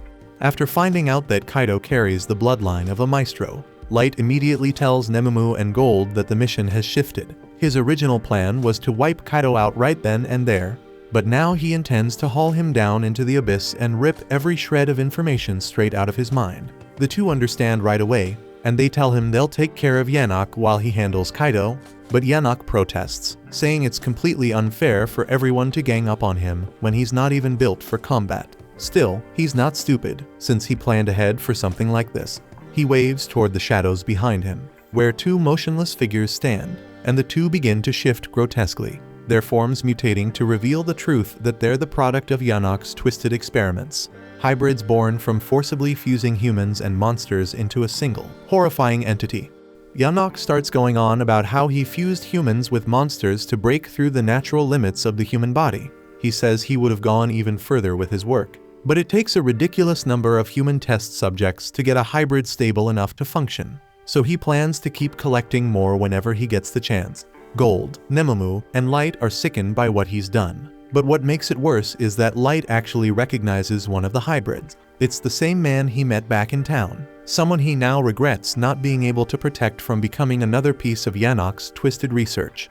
There's no saving him anymore, so Light quietly asks Nemomu and Gold to end the poor man's suffering. Without hesitation, Nemomu and Gold slice clean through the hybrids' bodies, trying to grant them peace, but Yanok just smirks and says it's not over yet. He reveals that the creatures were engineered to regenerate from any kind of damage, so simple cuts won't be enough to bring them down. Light starts to worry for Nemomu and Gold's safety, but he's got his hands full. Kaido keeps launching sword energy at him non-stop, and Light can't afford to take his eyes off the fight. Nemomu and Gold keep cutting down the hybrids again and again, but no matter what they do, the bodies repair themselves within seconds. Yanok watches from a distance, mocking them for thinking they stood a chance against his perfect creations. Both Nemomu and Gold are fed up, not just with Yanok's smug taunts, but with the thought of leaving those poor souls trapped in such agony, so they both decide it's time to use their ultimate techniques and end it quickly.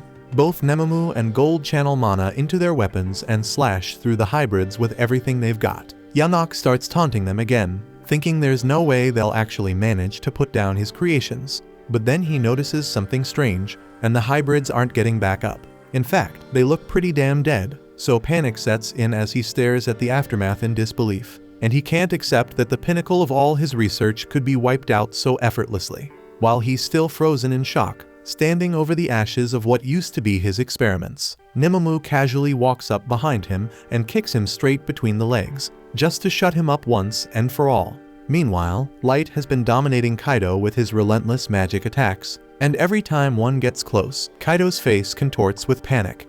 Light finds it hilarious, especially considering how smug Kaido was acting just moments earlier, refusing to let some pathetic human look down on him. Kaido digs deep and activates the Holy Sword's final form, stacking multiple enchantments onto the blade and massively boosting its range. Light is mildly impressed because the sword really does seem insanely flexible. But no matter how flashy it looks, Kaido's aim is trash, so he cannot land a single hit on Light. Frustrated, Kaido starts yelling that Light's just a coward for dodging everything and insists he'd be dead already if he actually stood still. Which yeah, is kind of the entire purpose of dodging. But Light decides to play along. He plants his feet, doesn't move an inch, and tells Kaido to take his best shot. Kaido assumes Light must have lost it, but he's not about to waste the opportunity. He charges up, jumps high, and brings the sword down with everything he's got. The hit connects, but to his horror, it barely leaves a scratch. Kaido stands there stunned, since there's no way a regular human should be able to tank a clean blow from Grandius. Light just stares him down and says he's welcome to keep swinging if that helps him understand the gap between them. Kaido goes wild, unleashing a flurry of attacks, slashing again and again, but not a single one even phases Light. Eventually, Light gets bored, so with a quick flick, he shatters Grandius's enchantment, drives a punch into Kaido's gut, and then knocks him flying with a clean shot to the face. Kaido hits the ground hard, bouncing across it until he finally stops, bruised and bloodied. Light walks over and towers above him, his expression cold. He says he's got plenty of questions for Kaido, so he's not going to kill him just yet, not until he's made him feel a fraction of the suffering he caused his victims. Kaido quickly realizes Light isn't messing around, and there's zero chance he's fighting his way out of this, so with no other options, he drops to his knees and starts pleading for his life. He admits he's from the Elven Nation, and was once poised to lead the White Knights as their next commander, and in exchange for mercy, he swears he'll give Light any intel he wants. Right now, Kaido looks absolutely pathetic, and the sight of him makes Light's blood boil. This was the guy parading around like some so-called legendary hero. and now he's groveling the second things don't go his way. A real hero fights until their last breath, standing for something even when the odds are hopeless. But Kaido, for all his ego, couldn't even manage that. Honestly, Ilio, Gimra, and Wordy were the real heroes because they faced off against Kaido and Yanok to protect Mia, fully knowing they didn't stand a chance. Light turns to the lifeless bodies of Gimra and Wordy and offers them a quiet apology for not being able to save them. But he promises he'll do everything he can to make sure Ilio pulls through. With that in mind, he says it's time to head back to the abyss immediately. Right then, Kaido nervously asks what's going to happen to him. So Light tells him bluntly that he and Yanok are both coming along, since he's not done with them yet. Not until they answer every question he has. A second later, Light activates his teleport spell, and when Kaido and Yanok open their eyes again, they're both stunned to find themselves in a totally unfamiliar location. Yanok is in disbelief, demanding to know where they are. So Light tells him they're in the deepest layer of the Abyss dungeon. Yanok can't wrap his head around it because they were just in Dagas a moment ago, and now they've been warped all the way to the most brutal dungeon in the world. But he still doesn't get why Light dragged them here. Light simply replies that this is where he lives, so Yanok and Kaido stare at him like he's insane. No one in their right mind would choose to live in a place like this. But the moment they say that, Nemamu starts stomping Yanok's back flat for daring to suggest that Light would lie. The sound draws the others, who quickly gather around to see what's going on. They're excited to see Light again, but when they spot the two battered elves, they can't help but ask why he brought such trash with him. Light explains that these two are notorious criminals who used innocent people for unspeakable experiments, acts that led to countless deaths, including the lives of two close friends of his. Still, they're carrying knowledge about what a maestro truly is, and for that reason alone, Light decided to delay their execution for the time being. The moment the girls hear what Kaido and Yanok have done, their expressions darken, and their eyes lock onto the two criminals with pure killing intent. One by one, they start listing off the horrible things they'd like to do to make them pay for their crimes. Light figured they'd react like this, but he steps in and firmly tells them both of these monsters need to stay alive until every bit of intel about Maestro is wrung out of them. The girls grit their teeth, but agree to rein themselves in if that is what Light has decided. With that settled, Light turns to Gold and asks her to handle Ilio's recovery. Then tells Nemamu to follow him because he's going to give Gimra and Wordy the funeral they deserve. Just as he's about to walk off, Yanok suddenly drops to his knees, begging Light to wait. He pleads for mercy, insisting that none of this was really his fault, and it was all Kaido's idea. But Kaido snaps back, blaming Yanok for everything, saying he only went along with it because Yanok promised he could help him surpass his physical limits if he supplied enough test subjects. The two immediately start bickering, trying to shove the blame onto each other, until Light shuts them up and throws out a single question. Back when they were pretending to be deities, slaughtering and torturing innocent people like they were nothing, did either of them ever spare someone who begged for their life? Kaido and Yanok go completely still because they both know they never spared even a shred of mercy for any of their victims. And that heavy silence tells Light everything he needs to know, so he calmly declares that they will be treated the exact same way, and there is nothing they can do to change that. Sometime later, Mia slowly wakes up at the inn in Dagas and finds Light sitting quietly by her bedside. She blinks and asks what happened, because the last thing she remembers was running for her life from Kaido. Light explains that he and the others reached her just in time, right before the murderers were about to catch her, so they brought her back to safety so she could recover. He also lets her know that Ilio's wounds were treated, and he pulled through. But when Mia nervously asks about Gimra and Wordy, Light doesn't have anything good to say. He gently hands her a lock of their hair and tells her that Gimra and Wordy both died from their injuries before he could reach them in time. Mia breaks down, crushed by the loss, though she still thanks Light from the bottom of her heart. Without him, she and her brother wouldn't be alive right now. Light stands up to leave and give her space to process everything, but he cannot shake a faint sense of guilt, because moments like this make him question whether using his power purely for revenge is really the right path. The following day, Light makes his way over to the Adventurers Guild to file a report on the incident involving the killers and hand over all the important details. But he conveniently leaves out the part about him hauling Kaido and Yanok away himself, so the guild still believes those two are somewhere out there. As far as the guild is concerned, those two are still at large, in recognition of the information he provided, and for saving two potential victims. The guild grants Light and his team an official promotion to C rank. Afterward, Light sits down with Mia and Elio to talk about what's next for them. When he asks what they plan to do, Elio says they've decided to retire from adventuring and return to their hometown. Light is a little surprised and tells them they could probably find another team to work with. Elio agrees, but says it wouldn't feel right to move on so quickly after losing Gimra and Wordy. Besides, they want to take what remains of them home so their friends can be laid to rest properly. Light respects that, but turns to Mia and asks what she plans to do about her magic studies. After all, that was her whole reason for becoming an adventurer in the first place, to save up enough to attend the academy.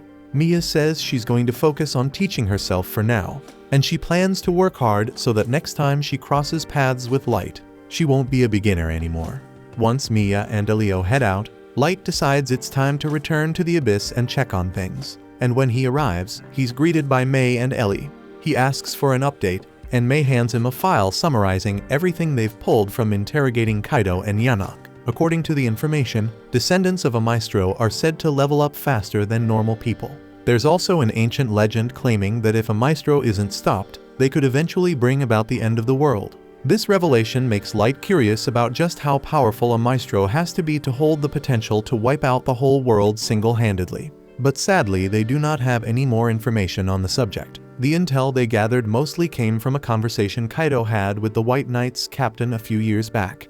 Even after Ellie tapped into her forbidden magic to extract the memories, most of them were broken or incomplete, leaving them with only fragments of the truth. Light then asks about the current state of Yanok and Kaido, so Ellie opens a portal to show him, and the two of them look like they've been dragged through absolute misery. Since there's nothing left to extract from them, Light decides it's time to dispose of them for good. He summons a creature known as Dead Man's Banquet, and it consumes Kaido and Yanok in a viciously gruesome manner. With that problem finally resolved, Light turns to Ellie and asks how her other preparations are coming along. She happily reports that everything is in place, and he can begin his revenge on Sasha whenever he's ready. But before that though, she wants to capture the White Knights first, since every one of them is reportedly a submaestro, and she doesn't know what kind of abilities they might have. Their vice captain Mikhail is also Sasha's fiancé, so Ellie suggests he would make a perfect hostage, and Light is genuinely impressed by how thoroughly she planned everything. At the same time in the Elf Nation, Sasha is having the time of her life retelling the story to Mikhail about how she betrayed Light and made him beg for his life with a pathetic look on his face. Mikhail clearly enjoys every detail, even saying he wishes he had witnessed it himself. He once went on a mission to wipe out a human village, and he loved seeing the humans pleading for mercy. Both of them laugh and bond over how much pleasure they get from watching humans suffer, completely unaware that Light is preparing to return the favor for every pain Sasha ever inflicted on him. Later over on the Elf continent, Sasha lounges comfortably inside her carriage. Still glowing from her meeting with Mikhail, she feels genuinely lucky, like there's no way she could have ended up with a better fiancé. Her maid glances over at her with pride, already lost in thoughts of wedding bells and decorations. A bit flustered, Sasha reminds her that the ceremony's still a long way off, but the maid insists it's never too early to start preparing. Just then, the carriage jolts to a sudden stop as a frail man drops a heavy load of crates right in their path. His furious elf master immediately starts whipping him, shouting at him to hurry up. Watching the pitiful scene, Sasha scoffs, muttering that humans really are completely useless. Right then, Light steps into a shadowy alley, and Sasha's heart nearly skips because she recognizes him in an instant. Stunned, she jumps down from the carriage and rushes after him, thinking her eyes must be playing tricks on her. She weaves through the tight back streets, but he's nowhere in sight, and she ends up stuck at a dead end. Convinced she imagined the whole thing, Sasha lets out a sigh of relief that Light isn't really here. But as she turns to leave, her eyes fall on a message left by Light himself, calling her to meet him at the Great Tower. The shock hits her all at once, and she screams, overwhelmed. Her maid dashes over in a panic while Sasha crumbles, thinking this might cost her everything she earned from the mission to kill Light. Watching the chaos unfold from a nearby rooftop, Light quietly tells Ellie it's time to take care of the rest. Hearing the order, Ellie starts daydreaming about how brutally she's going to destroy Sasha for laying a finger on her beloved master. With everything in place, they finally turn around and head off to start the final act of their revenge. Meanwhile, over at the Elven barracks, two soldiers, Enhia and Kia, are having fun tossing knives at a beaten man. Not far off, a sleazy elf named Sharfat gropes his human slave in full view of everyone, and his fellow soldiers and even their captain watch on with visible disgust. Sharfat casually starts talking about Kaido and Yanok, mentioning how Kaido snapped and went on a killing spree before getting taken out by a human. So now the higher command wants them to avenge his death. Sharfat doesn't care, and he says Kaido was a traitor who abandoned his team, but one of the elves nearby insists that it's still their responsibility to avenge a fallen comrade. While Enhia and Kia keep tormenting the poor guy, Sharfat tells them to finish him off already. They refuse, saying they'll play with their toy however they want. Then they take a jab at Sharfat for being such a public creep, which clearly pisses him off. Behind them, Must calmly tells the two that ending a human's life should be considered a mercy, and it's an honor to be slain by an elf. Sharfat rolls his eyes and says Must takes everything too seriously. But Must just replies that knowing when to act with purpose is what separates them from beasts. Out of nowhere, the captain snaps and orders everyone to shut it. And just the weight of his aura is enough to shut them all up on the spot. He tells Enhia and Kia to knock off the torture games, then shoots a glance at Must, telling him to loosen up for once. After that, he shouts a command at Sharfat, who immediately kills the human slave without hesitation. With the body now still, the captain turns to Enhia and Kia and tells them to clean up the mess. They nod without question, and he then orders Must to prep for the next assignment. Off to the side, Sasha stands frozen, tears falling as she breaks down from witnessing another human die, so Sharfat gently tells her she can go rest in her quarters. The frightened girl wastes no time and runs off, and the captain turns his attention back to Sharfat. He warns him to quit messing around with humans, reminding him that elves treat their lineage like something sacred. Bearing children with lower races isn't just frowned upon, it's a disgrace. Instead, the captain reminds him that elves have always married into the bloodline of the maestros, and if Sharfat wants to uphold that tradition, he better start acting like it. Sharfat scoffs and says it doesn't matter because they've all stopped growing stronger anyway, even with their so-called elite blood. That's when the captain shoots back, telling him it's because their bloodline's been watered down through generations of crossbreeding. Sharfat finally drops the act and says he never planned to have kids with any of the slaves, and he just enjoys toying with them. He finds it hilarious to trick weak girls into thinking they're special, just to watch them bend over backward trying to win him over. As Enhia and Kia drag off the slave's corpse behind him, they call Sharfat a twisted freak with no shame. Bored now, Sharfat says maybe it's time to get rid of Sasha too, and asks if the captain wants to handle her execution. But the captain refuses and stands up, saying they've got more important things to do, like getting revenge for Kaido and restoring the Elven Queen's pride, even if Kaido was a disgrace who walked away from them. Later that night, Sasha lies asleep in her room until a strange noise wakes her. Off in the distance, a magic circle flickers to life and summons a massive tower right in the heart of the forest. At the very top of that glowing spire, Ellie appears and waits silently for Sasha to arrive. Back in her room, Sasha stares at the strange tower from her window, quietly wondering if that's the place Light meant when he left that message. Somewhere else in the forest, an elf hauls a group of slaves through the trees, only to be ambushed by a savage Orthos. Panicking, the elf ditches the children and bolts, leaving them to face the beast alone as it marches toward them. By the next morning, the carriage driver shows up at a local tavern, where the latest gossip is already flying. The forest is crawling with vicious monsters, and people are starting to freak out. One elf suggests they might be coming from that weird tower that popped up, but another mutters that the queendom won't even send scouts to check since it's too short on manpower to risk it. Across the city, the queendom's authorities have plastered bounty posters everywhere, offering rewards to anyone with intel about the mysterious tower. Light stops to glance at one of them, a little taken aback by how many elves are signing up to face the dark threat. Not far off, two cocky elven adventurers catch sight of Nemamu and instantly start hitting on her. Boasting about being level 150, they urge her to ditch the Metal Geezer Gold and the kid tagging along. But Nemamu shuts them down with a cold glare, clearly unimpressed. Light then steps in, calmly asking the pair to back off. And that's when things get ugly. Offended, the two elves swing at him, but Light stops them in an instant with a snap thunderbolt. Seeing him cast without even a chant, the crowd quickly realizes they're dealing with the infamous Black Motley. The crowd freezes, then slowly backs off, giving them space. Light walks away with his group, knowing full well that rumors about them will be everywhere by sundown. And as they move through the streets, he silently hopes Aoyuki's holding things together on her end.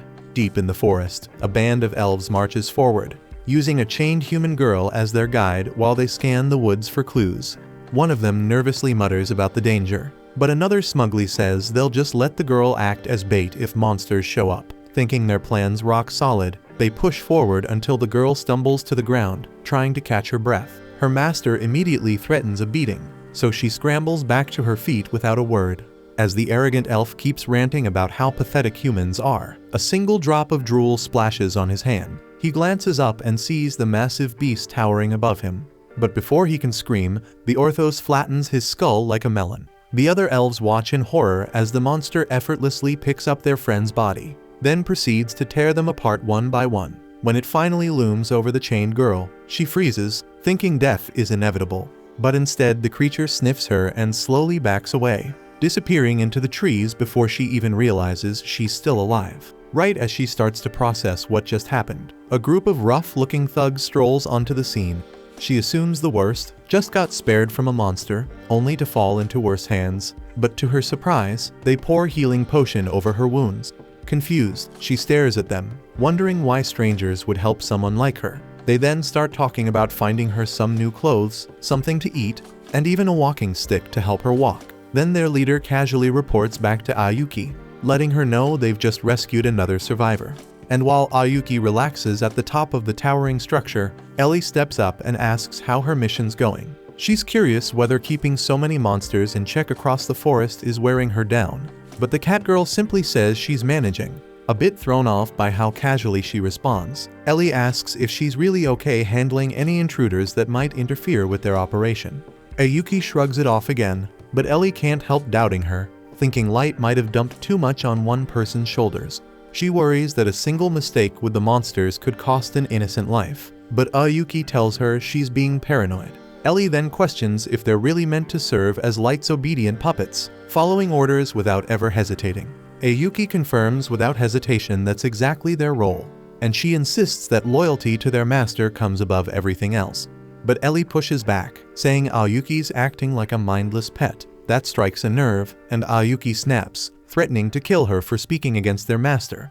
But Ellie doesn't flinch, and she calmly asks if Ayuki honestly believes she can take her in a fight. Ayuki says she's willing to find out, and tension instantly thickens between them. Just as they're about to throw down in a bloody showdown, the thugs call out to Ayuki that they've returned to base, so the two calm down.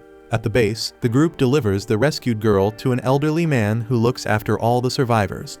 Once the girl is safe at the foster shelter, she thanks the thugs with a quiet voice, and they tell her to stay strong. Watching Ayuki care for each human with such precision, Ellie finally feels reassured, so maybe she really can be trusted to protect the forest alone. At night, Sasha stares out her window, worried sick about reaching Light. The monsters now swarming the forest are way too dangerous for her to handle, and she knows the White Knights will soon start sniffing around. That'll blow her cover for failing to eliminate him, and with her back against the wall, she decides there's only one option left, so she'll head there herself and finish the job no matter what it takes. By the next morning, the elven aristocracy gathers for a formal council to address the tower. Around the table, the elven chancellor recommends sending in the White Knights to investigate, but Captain Hardy shuts it down cold, claiming his elite forces aren't needed for something so trivial. The nobles quietly observe their standoff, but none of them dares speak up, and only the queen holds the authority to end the debate. At last, the elf queen raises her voice and sides with Hardy, declaring that his proposal makes the most sense. So she orders that the bounty be raised to attract more adventurers to investigate the forest in their place. Once her decision is final, the nobles quietly disperse, though the chancellor lingers, clearly irritated that Hardy got his way. Afterward, Hardy meets with his mother and thanks her for sparing his soldiers from being sent on a scouting job. She affectionately tells him there's no chance she'd risk her precious son on something so low tier. Hardy vents about the chancellor, annoyed that he's playing political games in the middle of a crisis. The queen just laughs, entertained by his frustration. But Hardy insists this isn't some joke. He believes the chancellor's real goal is to tear down the monarchy altogether. But she's confident that as long as her son stands guard, he won't get far. She then rises and warns Hardy that the tower itself is the true threat, not the scheming chancellor. Her tone grows serious as she says it might be capable of wiping out their entire kingdom, leaving Hardy stunned. He wonders aloud if this is the beginning of another Dark Lord's rise.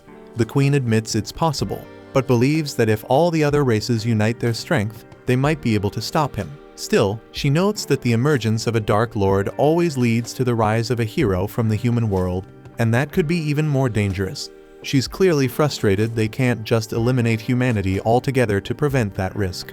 But Hardy reminds her that doing so would only make them look like the villains. Still, he reflects that if the humans really do manage to produce someone on par with a maestro, the elves will be forced to either befriend or destroy them to stay safe. The word maestro sparks a memory in Hardy, and he recalls the human named Light, rumored years ago to be one. The Queen quickly brushes it off, saying that man was eliminated long ago for being too weak. Hardy turns away to leave, but as he walks out, a cold thought lingers. Humans deserve extinction for all the chaos they've brought upon his people. Meanwhile, over in the Elven City, Light's group strolls through the streets when they notice the two adventurers from earlier staring daggers at them. So the group wonders if those guys plan to pick another fight.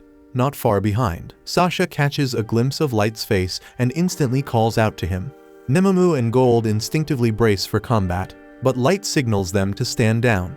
Sasha then steps forward and asks him to take off his mask, but he replies that it's only covering some old burn scars, but she doesn't buy it, and instead she reaches out and knocks the mask off, exposing him completely.